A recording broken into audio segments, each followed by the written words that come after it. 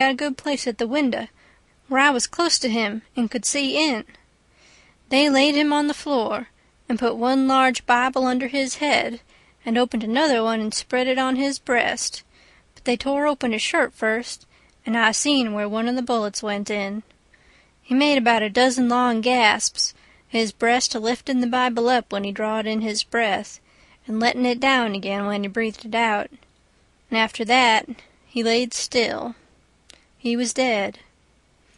Then they pulled his daughter away from him, screaming and crying, and took her off. She was about 16, and very sweet and gentle-looking, but awful pale and scared.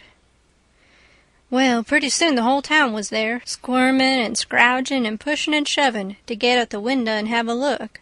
But people that had the places wouldn't give them up, and folks behind them was saying all the time, "Say now, you've looked enough, you fellas. 'Tain't right and 'tain't fair for you to stay there all the time, never give nobody chance. Other folks has their rights as well as you." There was considerable jawing back, so I slid out, thinking maybe there was going to be trouble. The streets was full, and everybody was excited.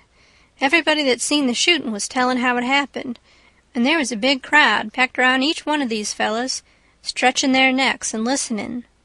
One long, lanky man with long hair and a big white fur stovepipe hat on the back of his head and a crooked-handled cane marked out the places on the ground where Boggs stood and where Sherburne stood, and the people following him around from one place to the other and watching everything he done, and bobbing their heads to show they understood, and stooping a little and resting their hands on their thighs to watch him mark the places on the ground with his cane. And then he stood up straight and stiff where Sherburne had stood, frowning and having his hat brimmed down over his eyes, and sung out, "Boggs," and then fetched his cane down slow to a level, and says, "Bang!" Staggered backwards, says, "Bang!" again, and fell down flat on his back.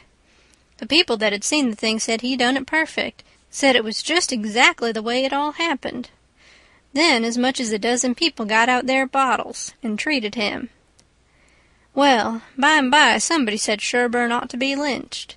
In about a minute everybody was saying it, so away they went, mad and yelling, and snatching down every clothesline they come to do the hanging with. End of chapter 21.